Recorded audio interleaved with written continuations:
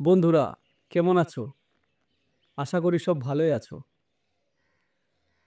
আজকের এই ভিডিওতে যে বিষয়টা নিয়ে আলোচনা করব সেটা হচ্ছে, আমি একদিন একটা ভিডিওতে বলেছিলাম যে সমাজে যে সুদের কারবারটা হয়, সেই সুদের কারবারের জন্য আমাদের সমাজের মানুষই দায়ী। এই কথাটি একটু বিস্তারিতভাবে এই ভিডিওর মাধ্যমে তুলে ধরতে চাই।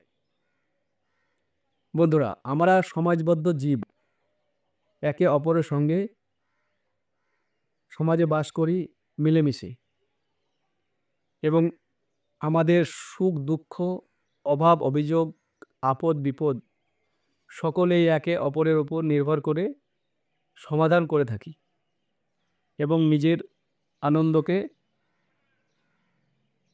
ভাগ করে থাকি।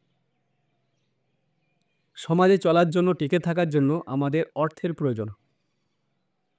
সেই অর্থ কখনো কখনো কোনো ব্যক্তির কাছে কম পড়ে যায়, কোনো একটা কারণে, কোনো একটা দুর্ঘটনাতে হয়তো অর্থের টান পড়ে। তখন কি হয়, আমরা সমাজের আরও যেসব বন্ধুবান্ধবরা আছে তাদের কাছে নিজের সমস্যাটাকে বলে সে অর্থ কয়েকদিনের জন্য ধার নেওয়ার কথা বলি।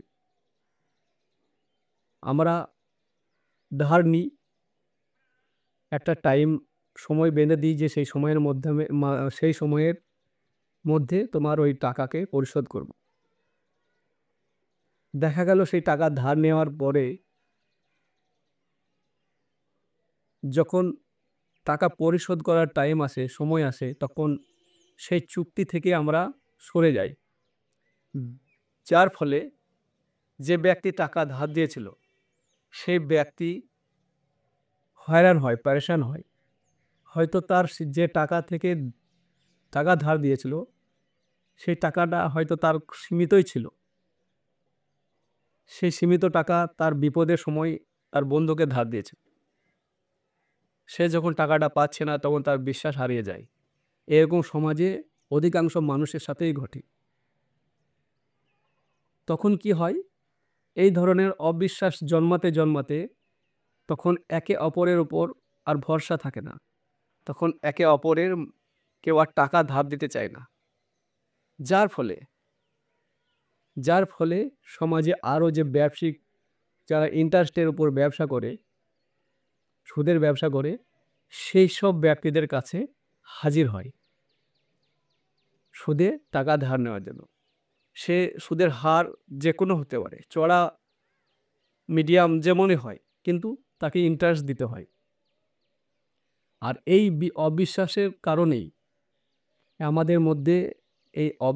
কারণেই সমাজের এই সুদের ব্যবসাগুলো মাথাচাড়া দিয়ে রমরমা ভাবে ব্যবসা করছে। আর এতে নিজেদেরই ক্ষতি হচ্ছে। কেন? শুধুমাত্র একটা বিশ্বাসকে ভঙ্গের জন্য। বিশ্বাসটা যদি থাকতো, তাহলে এই সুদের কারবারগুলোই থাকতো না। একে অপরের খারাপ সময়ে সহযোগিতার মাধ্যমে জীবন চালাতো নিশ্চয়। কারণ সেই সমস্যা প্রত্যেকটা ব্যক্তিরই থাকে। আজ আমার সমস্যা আছে, কাল তোমার সমস্যা আছে। যদি আমাদের বিশ্বাসটা একে অপরের মধ্যে ধরে রাখতাম, তাহলে ইন্টারেস্টের উপর জায়গা ধার নিতে হতো না। বিশ্বাস হারানোর ফলে এই ধরনের ব্যবসাগুলো সমাজে আজ মাথাচাড়া দিয়ে ফুলে ফেঁপে উঠেছে। তাই বন্ধুরা, নিজেদের মধ্যে একটু পরিবর্তন করা আমাদের দরকার আছে। যে ব্যক্তি সহযোগিতা করেছিল, সেই ব্যক্তির সহযোগিতার মূল্য তার সততার মাধ্যমেই দেওয়ার চেষ্টা করতে হবে। নিজেকে পরিবর্তন করতে হবে, নিজেকে বিশ্বাস অর্জন করতে হবে অপর বন্ধুর কাছে। তবে এই সমাজে এই ধরনের ব্যবসাগুলো অনেকটাই কমে যাবে।